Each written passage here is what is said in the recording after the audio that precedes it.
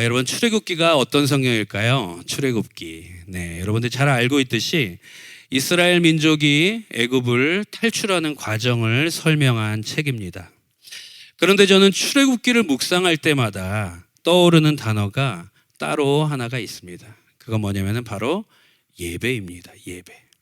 출애굽기 전체 처음부터 끝까지 쭉 묵상하다 보면은요, 하나님이 얼마나 예배에 대해서 가르쳐주고 있는 책인가 다시 한번 깨닫게 되는데요. 그것은 이 질문에서부터 시작됐습니다. 하나님은 왜 이스라엘 민족을 출애굽시켰을까? 물론 아브라함과 약속한 그 당신의 민족이 애굽 땅에서 온갖 고통을 당하고 노예 생활을 하는 것이 더 이상은 볼 수 없었기 때문에 하나님은 출애굽을 시켰습니다.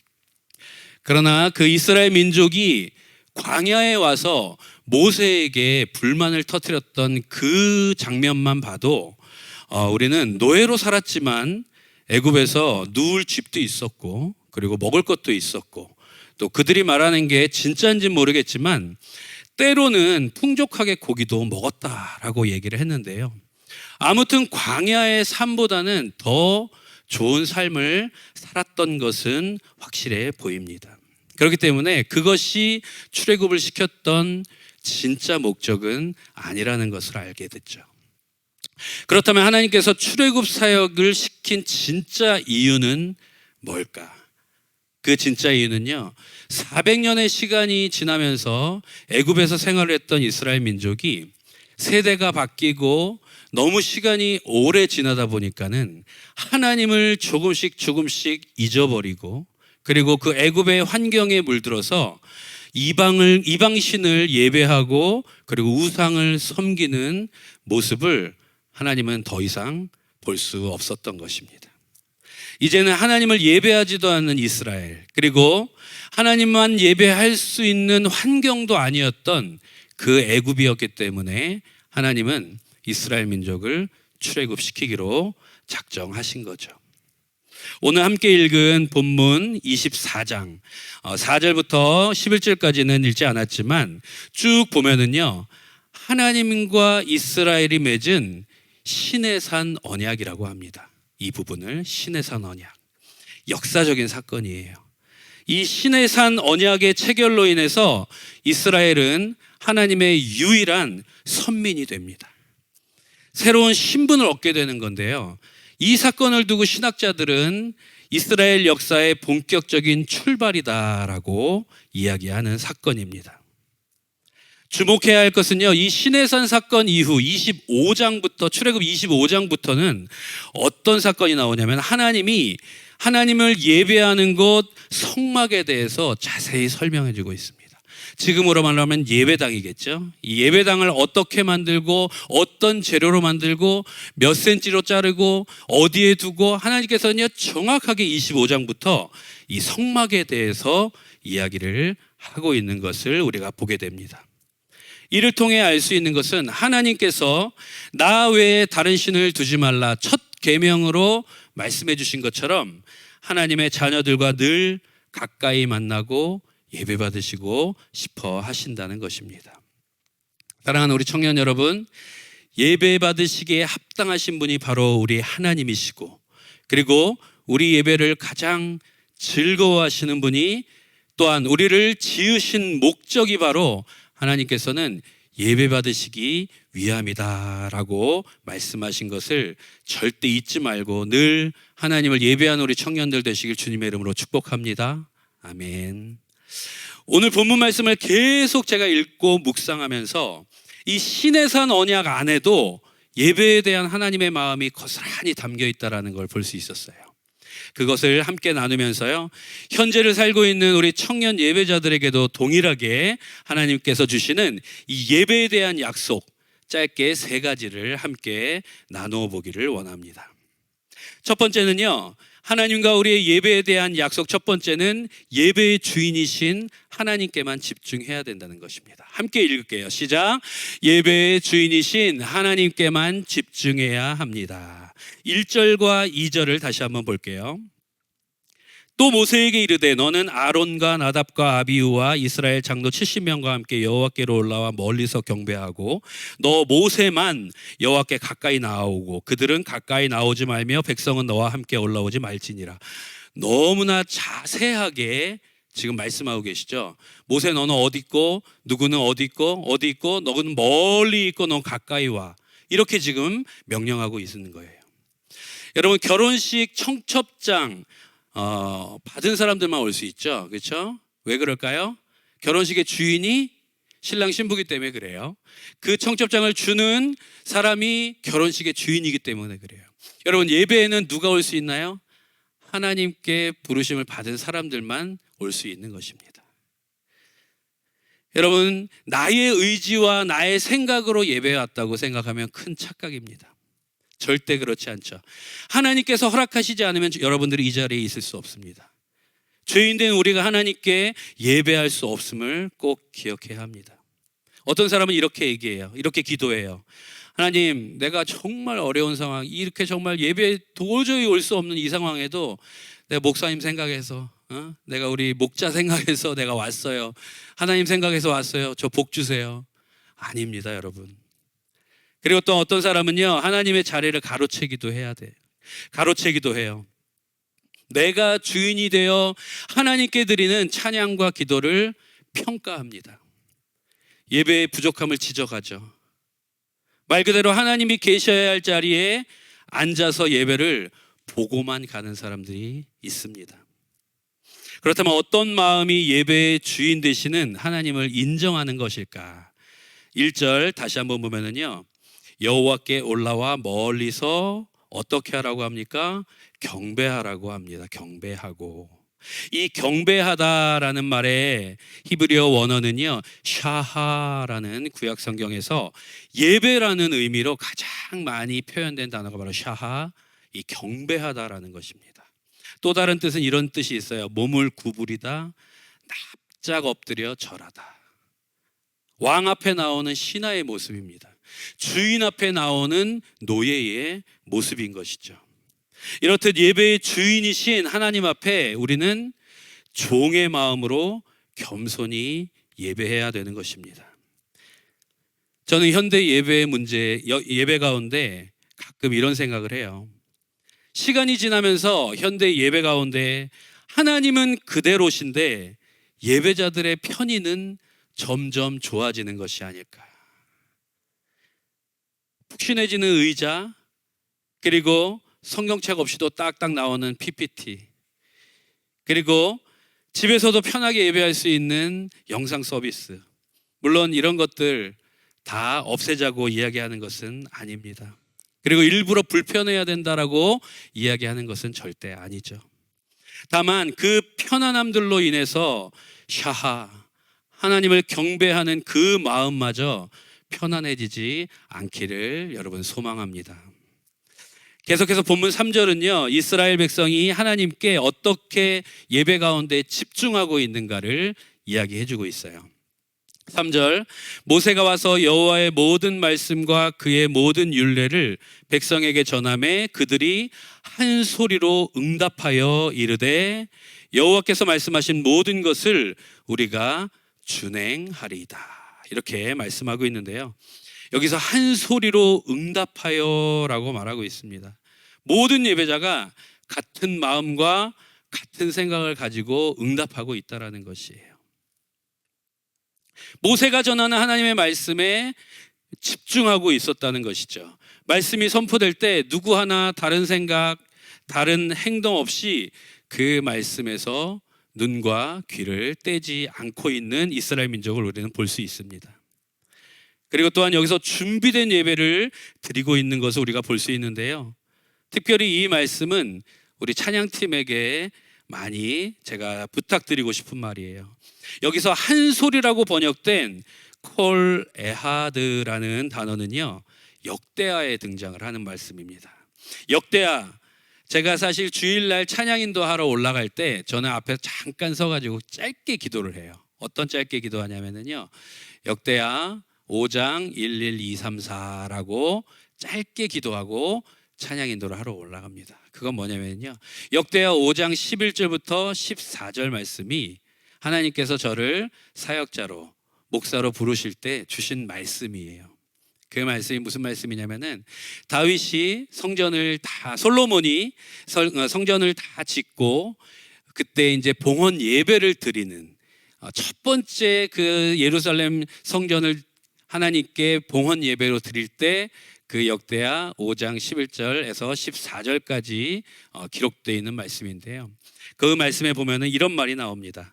노래하는 레위 사람 아삽과 헤만과 여두둔과 그의 아들들과 형제들이 다 세마포를 입고 제단 동쪽에 서서 재금과 비파와 수금을 잡고, 또 나팔 부는 제사장 120명이 함께 서 있다가 나팔 부는 자와 노래하는 자들이 일제히 소리를 내요. 여기서 일제히 소리를 냈다라는 그 단어가 바로 오늘 본문의 한 소리로라는 단어랑 똑같은 콜 에하드라는 단어입니다. 일제히 소리를 냈다라고 하니까 그 다음에 그때 여호와의 전에 구름이 가득한지라 이렇게 나와 있어요. 여호와의 전에 구름이 가득했다는 것은 하나님께서 그 예배를 받으시고 임재하셨다라는 것입니다. 여기서 일제히 소리를 냈다고 하는데 나팔 부는 자가 몇 명이라고요? 120명. 나팔 부는 자가 120명. 여러분, 트럼펫 소리 한번 들어보셨죠? 트럼펫이 내 귀 바로 옆에서 소리 내면은요, 얼마나 큰지 아세요? 소리가 여기서 빵 소리 내면은 이렇게 화가 날 정도로 소리가 엄청나게 크거든요. 근데 그 트럼펫이 120대가 한꺼번에 울린다고 생각했을 때, 그 트럼펫 소리를 뚫고 나가려면은 몇 명의 성가대가 필요할 것 같습니까? 대충 몇 명? 트럼펫 120대의 소리를 뚫고 나가야 돼요. 성가대 소리가. 제 생각으로는 한 2,000명? 예. 2,000명에서 3,000명 정도의 성가대가 있었다라고 저는 생각을 합니다. 그때 성가대 2,000명, 3,000명과 트럼펫 주자 120명이 한꺼번에 일제히 소리를 냈다는 것은요, 얼마나 예배 가운데 많이 준비를 했고, 이 예배 가운데 모든 예배자가 예배를 드리게 하기 위해서 찬양팀이 노력을 했는가라는 것을 이 성경에서 볼 수 있어요. 우리 청년들, 우리 찬양팀 특별히 건면하는데요, 늘 함께 기도하고 있는데, 우리 찬양팀, 우리 예배를 위해서 정말 지금도 최선을 다하고 있을 텐데, 모든 예배자가 하나님을 온전히 찬양할 수 있도록 더 준비하시고, 그리고 책임감을 가지고 나를 이곳에 세운 것이 하나님이시고, 그리고 찬양의 도구로 지금 설 수 있다는 것이 얼마나 감사한 일인지 늘 생각하면서 예배를 준비하시기 바랍니다. 이렇게 한 사람이 소리를 내듯 지금 집중하고 있는 것입니다.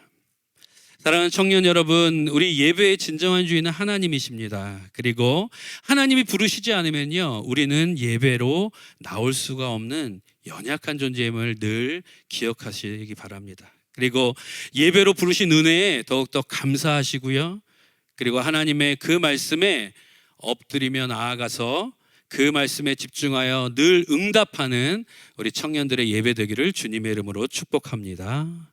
두 번째는요, 하나님과 우리의 예배에 대한 약속 두 번째인데, 예배는 일방통행이 아니라 쌍방통행이라는 거예요. 4절 볼까요? 모세가 여호와의 모든 말씀을 기록하고 이른 아침에 일어나 산 아래에 제단을 쌓고 이스라엘 12지파대로 12기둥을 세우고.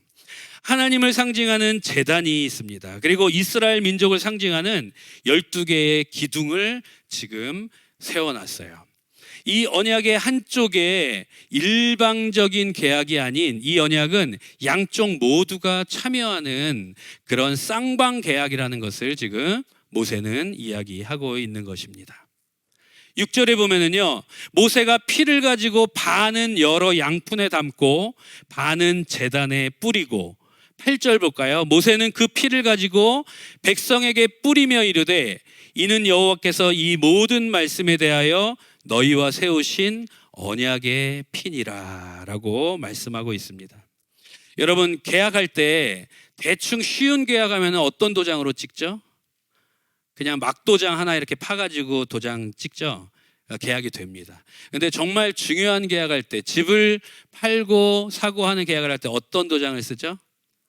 인감 도장을 쓰죠. 더 중요한 약속을 할 때는 어떻게 할까요?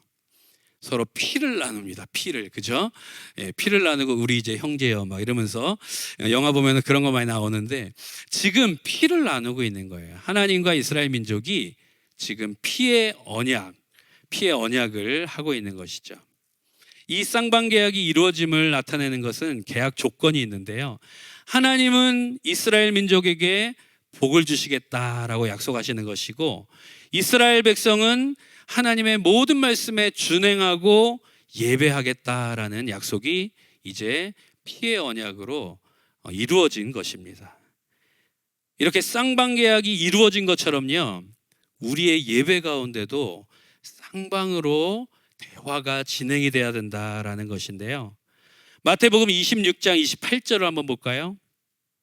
이것은 죄의 사함을 얻게 하려고 많은 사람을 위하여 흘리는 바 나의 피 곧 언약의 피니라. 하나님께서는요, 우리를 사랑하시되 너무 사랑하셔서 자기 아들, 그 아들을 우리의 죄를 위해, 우리를 위해 보내시기까지 사랑하셨습니다. 우리 예배 가운데 그대로 적용해야 될 이유가 바로 그거예요. 예수님께서 우리를 너무 사랑하셔서 우리 예배 가운데 그렇게 하시기를 바라고 계시는데요. 예배를 위해 저는 여러분들에게 두 가지만 좀 권면하고 싶어요. 여러분들의 기억에서 좀 지우면 좋겠다라고 생각하는 단어 두 개만 말씀드릴게요. 첫 번째는요, 준비 찬양이라는 말입니다. 여러분, 준비 찬양이라는 말 들어보셨나요? 준비 찬양이란 말 안 들었으면은 기억하지 마세요. 근데 혹시 들어본 분들은 꼭 기억에서 지우시기 바랍니다. 준비 찬양 뭘까요? 예전에는요, 찬양을 준비 찬양합시다라는 말을 많이 했어요. 근데 여러분, 뭘 준비한다는 것일까요? 찬양은 찬양입니다. 하나님을 찬양하는 찬양의 시작과 함께 예배는 시작되어야 하는 것입니다. 예배를 준비하기 위해서 찬양을 하고 있다라고요? 말이 안 되는 것입니다. 찬양은 오직 하나님께만 드려지는 것입니다. 여러분, 찬양의 시작과 함께 예배의 시작이라는 것을 결코 잊지 마시기 바랍니다. 예배 시간 전까지 찬양으로 시간을 때우는 행위는 절대 있어서는 안 되는 일이에요. 심지어 저는 어디 다른 교회 갔을 때 이런 이야기까지 들었어요. 우리 세미나였는데요, 우리 강사 목사님 오기 전까지 찬양이나 하고 있읍시다, 이렇게 엄청난 말을 들어본 적도 있었습니다. 여러분, 그건 찬양이 아니에요. 찬양은 오직 하나님께만 올려드리는 것을 여러분들 꼭 기억하시기 바랍니다. 또 하나의 버려야 할 단어는요, 예배를 본다라는 말. 그죠? 여러분들 많이 써왔죠? 예배 보러 가, 예배 보자, 예배 보러 간다는 말. 이 예배 본다라는 말, 이 잘못된 말이 계속해서 이어지면서 우리의 예배 안에 잘못된 생각들이 계속해서 나도 모르게 생기는 것은 아닐까라는 생각을 해봐요. 예배를 평가하고 진짜 예배를 보기만 하고 돌아가는 예배자들이 그래서 생기는 것은 아닐까 생각합니다. 여러분들, 이렇게 예배의 구조상 여러분들이 거기에 앉아 있다고 해가지고 예배자가 구경꾼이 되고 예배를 보는 그런 회중이 되는 것이라고 절대로 생각하시면 안 됩니다. 예배는요, 음악회가 아니고 예배는 극장이 아니에요. 여러분들이 거기에 앉아 있다고 해가지고 여러분은 그냥 보는 사람이라고 생각하면 큰일입니다. 이 자리에서는 찬양 인도자나 찬양팀, 그리고 설교하는 목사님들만 이 자리에 있다라고 해가지고 예배자라고 절대 생각하시면 안 되는 것입니다. 여러분, 덴마크의 철학자 키에르케고르라는 사람은요, 예배를 연극에 비유해서 이런 말을 했어요. 예배는 한 분의 관객이 되시는 하나님을 위해 모든 예배자가 연기자가 되는 것이다. 그 자리에 앉아 있지만 여러분은 배우이며 연주자, 즉 예배자라는 것입니다. 다행히 그런 생각들이 조금씩 많이 없어져 가지고 요즘은 예배를 본다라는 단어가 좀 많이 없어지고, 요즘은 어떤 말이 많이 생기죠? 예배를 드린다라는 말로 많이 바뀌었어요. 예. 그런데요, 저는 예배를 드린다 해서도 지금 100% 맞는 말은 아닌 것 같아요. 왜냐하면은 예배를 드린다라고 하면은 쌍방통행으로 하나님과 우리가 이루어지는 예배가 아니라 우리가 온전히 그냥 드리기만 하는 예배라는 그런 반쪽짜리 단어가 될 수도 있다라는 생각이 들어요. 그러면은 제일 좋은 예배를 표현하는 단어는 뭐가 될까요? 여러분 오늘 찬양도 같이 했는데 예배한다입니다. 예배한다. 네. 예배합니다. 나는 하나님을 예배하는 예배자입니다. 우리가 찬양에서도 계속 부르신 곳에서 나는 예배하네. 예. 그래서 우리 청년들 앞으로 예배를 드린다보다는 예배를 하러 왔습니다. 예. 그랬을 때 내가 그 예배의 주체자가 되고 하나님, 내가 하나님을 예배합니다 라는 그런 고백이 나오지 않을까라는 생각을 합니다. 그래서 제가 두 가지 버려야 할 것, 준비 찬양 그리고 예배 본다라는 말, 우리가 이런 단어를 생각하는 것이 굉장히 중요해요. 왜냐하면은 예배는 우리의 마음에서 우러나오는 것이기 때문에 그래요. 내가 예배를 보러 왔다라고 생각하면 정말로 보고 가게 돼요. 그런데 내가 예배를 하러 왔다라고 생각하면 내가 주체가 되어 하나님을 예배하게 될 줄로 믿습니다. 예배하는 과정 가운데 우리 하나님께서 쌍방으로 교통함을 표현할 수 있는 것은요, 지금 우리 예배의 형식 가운데도 분명히 있어요. 뭐가 있을까요? 우리가 생각을 잘 안 해서 그렇지만 하나님께서 우리를 예배자로 부르십니다. 그렇죠? 하나님 먼저 우리를 부르셨어요. 그럼 그에 응답해가지고 우리는 하나님께 찬양과 기도를 올려드려요. 그렇죠? 예. 그러면 하나님께서는 어떻게 하십니까? 우리의 찬양과 기도를 받으시고 하나님께서는 말씀을 주세요. 예. 그럼 우리는 그 말씀을 아멘으로 화답하며 봉헌으로 하나님께 다시 올려드립니다. 그럼 하나님께서는 우리의 아멘의 화답과 그 봉헌을 받으시고 우리를 다시 세상에 나아가면서 그 하나님과의 예배자의 쌍방통행이 이루어지는 것, 그것이 바로 우리의 예배가 돼야 된다는 것입니다. 신학자 도널드 휴스테드는요, 이런 이야기를 했는데 이거 꼭 기억하세요. 여러분 같이 읽을까요? 시작. 예배는 하나님의 계시에 대한 인간의 인격적인 응답으로 하나님과 그의 백성들 사이의 대화이다. 아멘.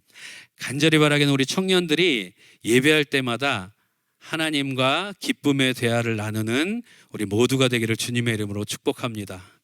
마지막입니다. 이제 마지막까지 왔어요. 예.